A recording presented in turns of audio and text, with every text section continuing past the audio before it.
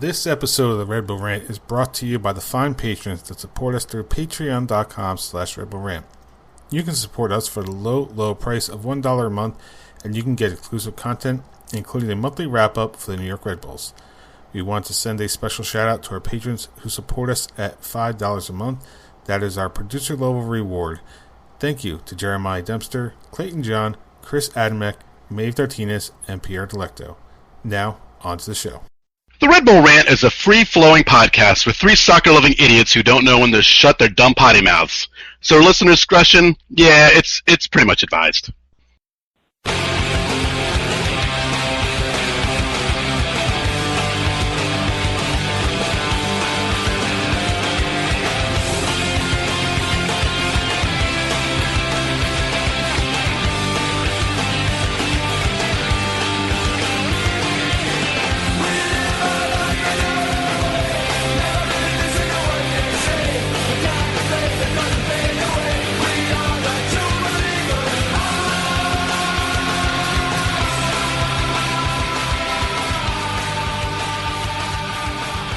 Welcome, my friends, to the show never ends. This is the Red Bull Rant podcast. I'm your host, Jason Iapicco.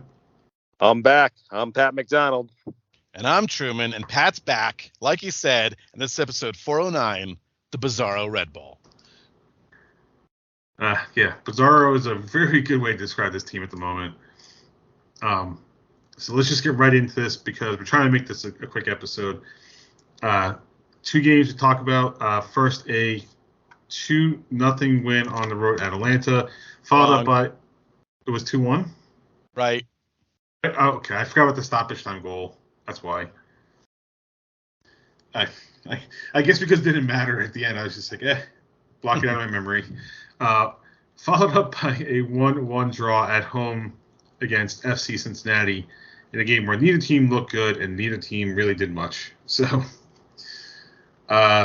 before we get into our thoughts, talk about the tweets and voicemails. There is no voicemail this week, but do we have any tweets, Truman?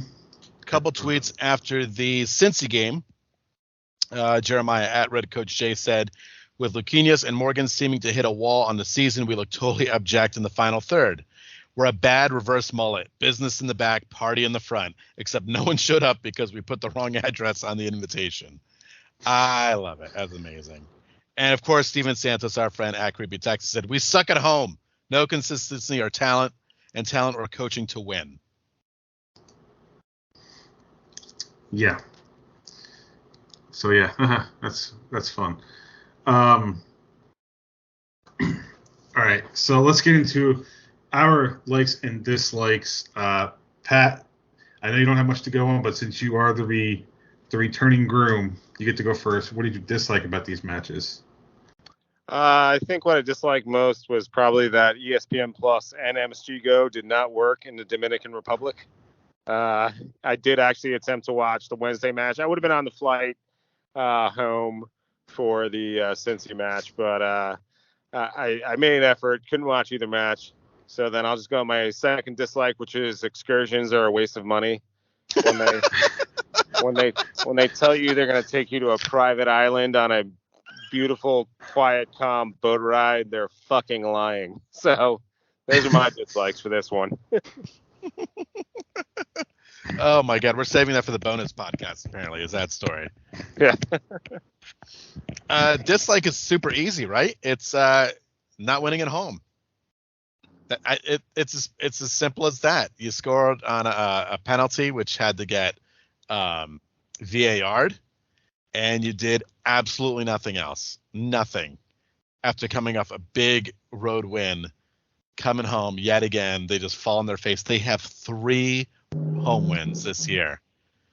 That is sad. That's fucking sad. And it's now officially the worst in terms of wins because Nashville, I believe, won to make it 4.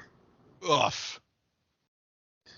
Because that's what I texted you after the game. I was like, worst home record. And you're like, no, Nashville's there, right there with us. Yeah. My dislike will be that for the second game of the season that I was actually able to make it to, we looked listless for 90 minutes. There were a few moments where we thought, hey, stuff can actually happen, but there were no real threats on goal. The only goal we scored was because of VAR. Honestly, I think I missed it in real time. The foul. It didn't call, at least immediately, because I didn't hear a lot of boos in the stadium. But we got bailed out. So yeah, if you didn't play a bad Atlanta team, this would have been a much worse week, I think. Yep. All right, let's get into our likes. Truman, what did you like about these two matches? Well, no one expected us to actually beat Atlanta, and despite the record of them never lost in the regular season to Atlanta, we all thought this was the one, because they just looked fucking mediocre, and somehow 2 goals in 4 minutes, and they hung on and only gave up a goal in the 90th plus 4 minute of the game. They just keep teasing you with these road wins. They keep teasing because you know what's going to happen is they're going to keep winning on the road, and they're going to get a record good enough to have a first game home game, and they're going to lose it. But I mean, that's the future dislike. But the like is that yet again they're keeping the streak going of not losing to Atlanta, and beating them in their building makes you feel a little bit good. Yeah, I mean, I guess I was able at least to see the highlights about 15 minutes after they happened. That was one thing I at least was able to get through the ESPN app, so that was nice before the Atlanta game, I should say. And it was very interesting to see a rather empty Atlanta stadium. At least that's what it looked like in the highlights. So I'll say that. It was definitely empty. Yeah, but my other like would be the fact that I got to wake up every morning, go out to the beach at like 9:30 in the morning, and get a pink drink called an AC/DC that was fucking delicious. So that is my like for the week. The Dominican Republic, where morning drinking is not only allowed but encouraged. Oh, hell yeah, it is. My like is going to be that despite the Cincinnati result, Orlando and Miami the gap just yet, so somehow we're still in 4th place in the Eastern Conference. And somehow we are realistically within striking distance of Montreal at number 2. We're only 5 points back of them. I do not think we're going to catch Montreal in New York City, but to be 5 points either direction, if you told me at the beginning of the year, I probably would take this at this point. That we're in 4th place, 5 points away from 5th, and 5 points away from possibly 2nd. I would say, yeah, I'll take that all day. So it's like we talked about last week. It's not the where we are, it's the how we got here. That's the annoying part. Yeah. All right. Any afterthoughts about these two games? Could have been worse. That's my afterthought. I mean, I guess since I've missed about a month of podcasts due to wedding and honeymoon shit, I will just say that the fact that it did not sign a striker to make a difference on this team is rather as well. Well, it's like the soundbite says. I mean, because that's what we really need right now. We don't have one. It's fucking embarrassing! There it is.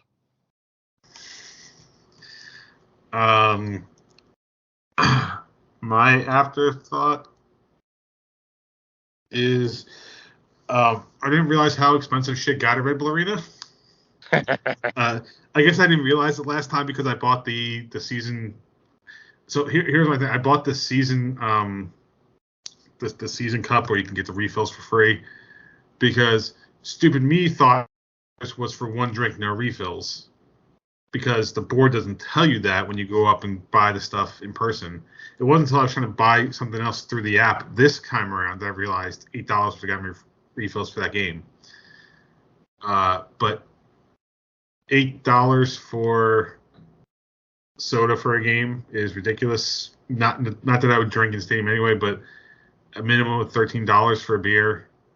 I get it's a captive audience, but Jesus Christ, I mean, do you need to really charge that much to make that much profit? Are we that short on gate revenue that we need to make it up in that way? Welcome to New York, New Jersey metro area. Yeah, they're just trying to fit in. That's all they're trying to do is fit in with the other teams. The Red Bulls used to be a very moderately priced day out at a sporting event, and it's going away, and it sucks. Well, I mean, the product on the field, I mean, certainly, you know, it makes the price increases acceptable, correct? 100%. If they would win, yeah, of course. Because then you could justify, at least my money is going towards something. I mean, Yeah, three home wins on the season. I mean, come on, I'd pay $20 for a beer.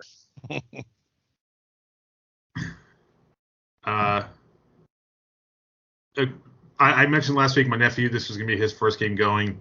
He's 3 years old, so he didn't really care much about the game. But the best part for me was when he decided, I think it was sometime in the second half, that he was going to start hitting out the popcorn he had. Because that apparently was more enjoyable than trying to watch this team. Just tell your nephew to root for LAFC or Seattle. Fuck it. Right. Give up now. Move on. He's already got the Red Bull shirt, so now he's stuck. Oh, damn it. You just gave him a lifetime misery. And I didn't buy it for him. My sister did. So. I remember when I was an optimistic Red Bull fan. Yeah, 2010 for me. Yeah. All right. All right, let's move on. Prediction standings. I have retaken the lead due to my 1-1 prediction for the Cincinnati match. So right now the current standings are: I am in first with 18 points because I picked up 3 last week. Truman is in second with 17, and he picked up 1 off of the Cincy match. And Pat didn't pick up anything because, surprise, surprise, the Rebels didn't lose in 2 games in a week. Shocker. I mean, I know. Those losses were becoming almost automatic at this point. So the Red Bulls have another stretch of games where they're going to have, I think it's like 3 in 7 or 8 days. First up is Inter Miami at home on this Saturday, August 27th at 7 p.m. It'll be on MSG and ESPN+. Miami comes into this game with a very symmetrical 10-6-10 record. 36 points, -8 goal difference, but they're number 6 in the Eastern Conference, so this is a very important matchup. Predictions. I am going to continue going with draws because they could not win at home. This Miami team did bully them around a little bit when we played in Miami, but I think part of that was the weather. I'm hoping this week won't be as bad. I'm going to stick with another 1-1 draw at home because at this point, this team has to prove to me they can win at home. Well, it's time for me to get my shit in gear, if I want to defend this title for a 3rd year. Boy. Well, I got to be different. There's no reason to think why they're going to win this game. I have no reason to be able to win it. But what am I going to do? 2-1 win, I guess, right? Because I don't see a 2-2 draw happening. I would have said 1-1, but I'm just going to be totally different. Fuck it. And they got to get a 4th win at some point at home. It's got to show up at some point. So, considering the last game I think I went to a Red Bull Arena was when they blew that game against Colorado, I literally have no faith in this team to do anything at Red Bull Arena. So, this isn't even just my usual, I have to predict a loss so they can do better. So, I'm going to go with a 2-1 loss. I just feel like a 6th place team coming into town is just your typical trap game for this team. I mean, MLSsoccer.com seemed to think the Rebels played well enough last week, despite they draw at home, to raise them in the power rankings. Like, Red Bulls rise, so you know they're coming back down. So I'm going to say a 2-1 loss to Miami. It's all because we beat a playoff team. That's why. Yeah. All right.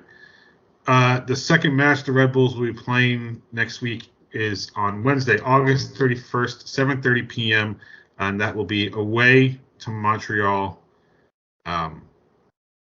Not sure if we have any players that are not going to be allowed to travel. There's been some problems recently with teams and not being allowed to go across the border.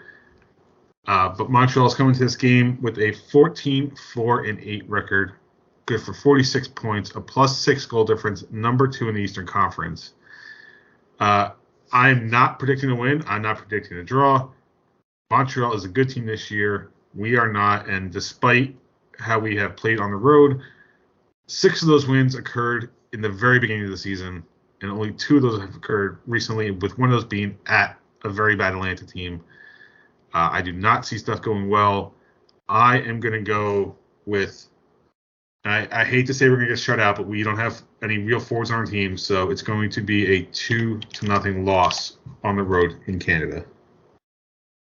I'm going to say, subject to change, the reverse Thierry Henry. Badly for us, 4-1 loss. Subject to change, which I will probably change the day of the game. Well, the Fuck midweek subject one to change shit. Come on, integrity, integrity predictions. So I'm actually going to agree. Integrity.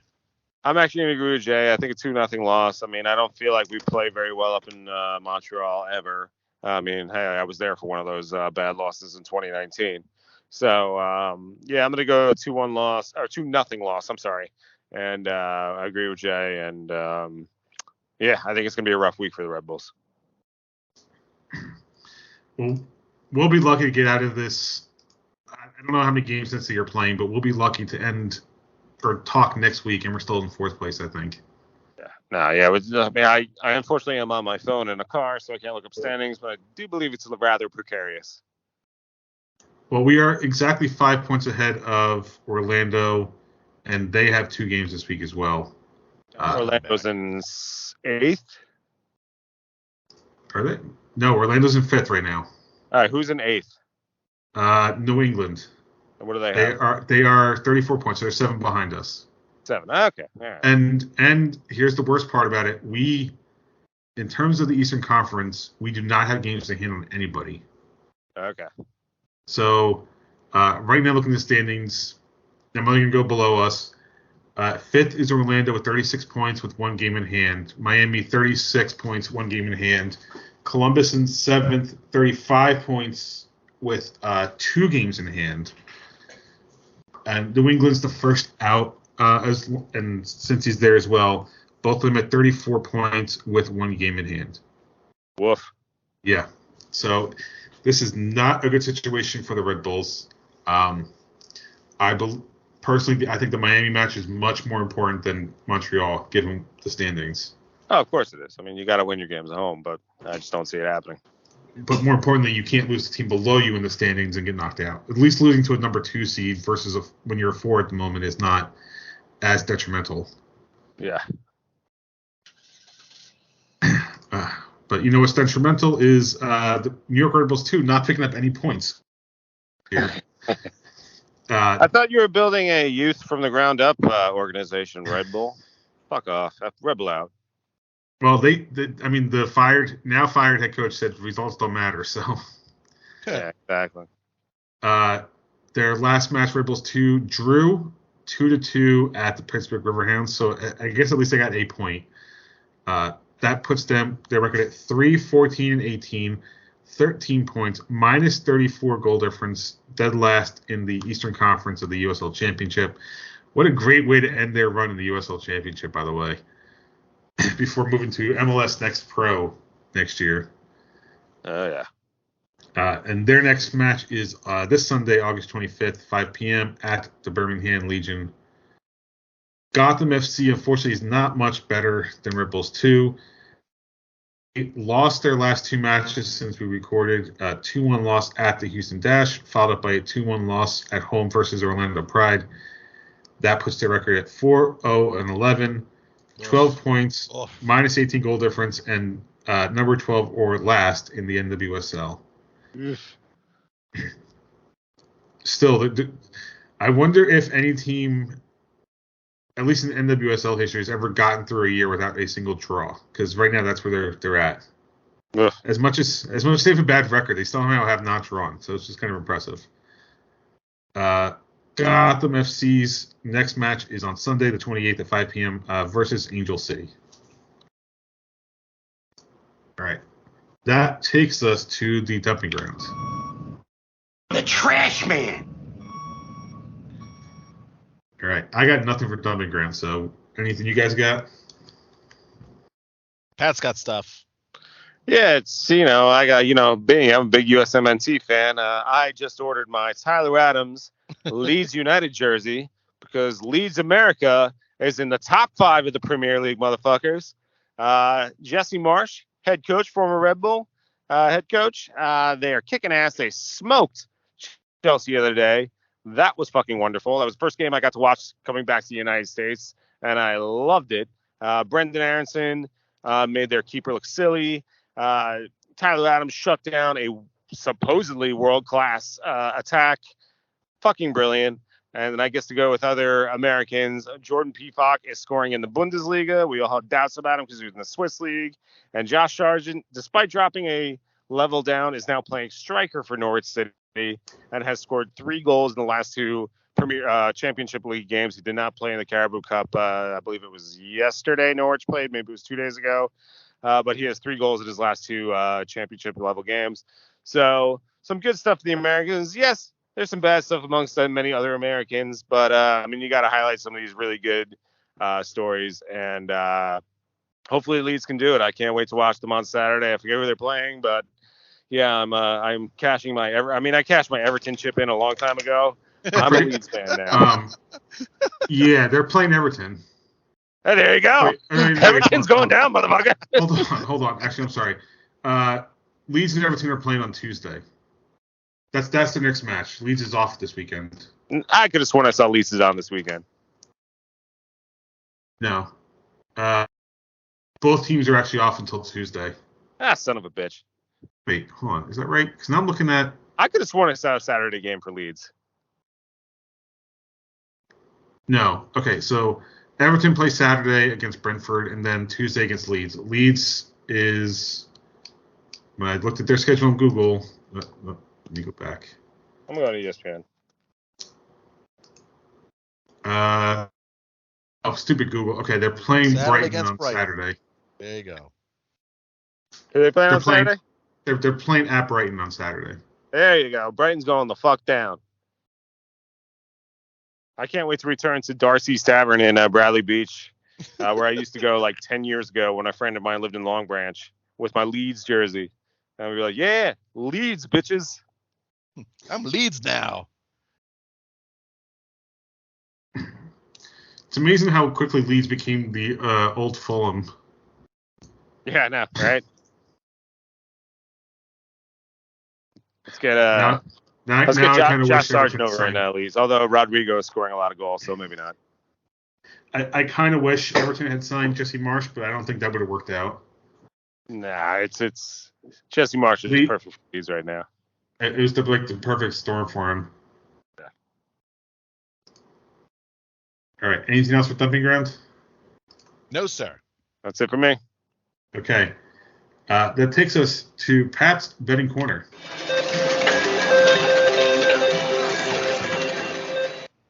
Well, shit. I'm on my phone, so I really can't look anything up. Put money on Leeds to beat Brighton, motherfuckers. Let's keep the fucking party train going, man. But put at least $5 on one Jesse Marsch thrust on a goal, like you did the last game. All right, let's see. So according to, Jesus Christ, of course it's going to be a pain in the ass. Let's see. So this is according to oddschecker.com. Leeds is 16-5 to win. That's right. They are the favorite going into this match. Leeds. Brighton is 19-20, and a draw is 35-12. Leeds America, baby. What a squadron. All right. With that, it's time for the last segment of the show, Truman's Terrible Team of the Week. That's terrible. This is the easiest thing I can ever say, ever. And that is DC United lost, I believe, at home to Philly 6-0. That's exactly right. 6-0. They lost to Philadelphia by a combined 13-0 this year. Because they're exactly one goal better than their first match against Philly. Their first goal wasn't scored until the 37th minute, so just think about that. Woof. Yeah. Yep. That is just a complete kick in the nuts, and it couldn't happen to a better team. It's almost as bad as Chelsea losing to Leeds. Leeds! Chelsea not coached by Wayne Rooney, though. Touche. Yeah, that Wayne Rooney signing is really paying dividends so far. 100%. What a move. All right. Any last thoughts before we wrap this one up? No, I have no thoughts. My thoughts are on my Chinese food that's downstairs. My thoughts are, I'm sorry, Anthony, I didn't realize we had a home game this week. I'm going to La Valette this weekend, so I have to give you my ticket. Just one last afterthought. I forgot about this earlier. To the guy at the Red Bulls game who was calling Matt Miazga a Red Bull reject, clearly you do not understand soccer. Right. And you were just looking for a reason to be angry. Pretty much. All right. Let's wrap this one up. You can visit us at patreon.com/Red Bull Rant. $1 a month is all you need for exclusive content such as monthly wrap-ups, live post games, anything we decide to do. You can email us redbullrant@gmail.com. If you want to call us, 973-348-5329. Facebook.com/Red Bull Rant. On Twitter @Red Bull Rant for the show. At the Truman for Truman. Subscribe to us via iTunes, Stitcher Radio, YouTube Music, YouTube, SoundCloud, Spotify, pretty much anywhere you can find a podcast. Last words before we get out of here. I say this selfishly and just for Saturday. I refuse to give up the belt. I will hold on to it for dear life. So for that reason and that reason only, purely selfish reasons, Red Bulls, for fuck's sakes, win.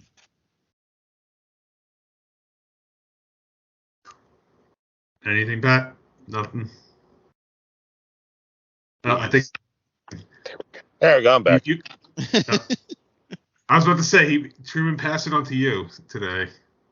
Yeah. No, I turned my car on to roll up my windows, and then it went to my AirPlay on the car, and I didn't want that, and I turned it off, and I closed the door, and it was all fucked up. So now I'm back. All right. All right. Any last thoughts?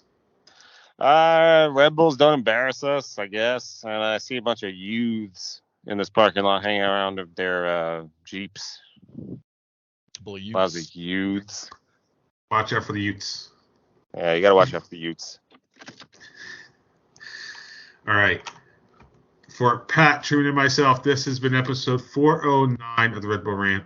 Thank you guys for tuning in. And as always, go Red Bulls. Peace out, everybody. Lights.